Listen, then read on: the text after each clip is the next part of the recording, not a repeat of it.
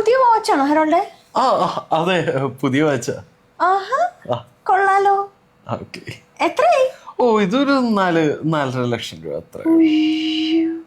ഞാൻ ഇതിന്റെ ഫോട്ടോ എടുത്തോട്ടെ? ആയിക്കോട്ടെ. ഹസ്ബൻഡ് വെഡിങ് ആനിവേഴ്സറി ഗിഫ്റ്റ് കൊടുക്കാനാ. ഓക്കെ. ശരിയെന്നാ, ഞാൻ പോട്ടെ. ഓക്കെ.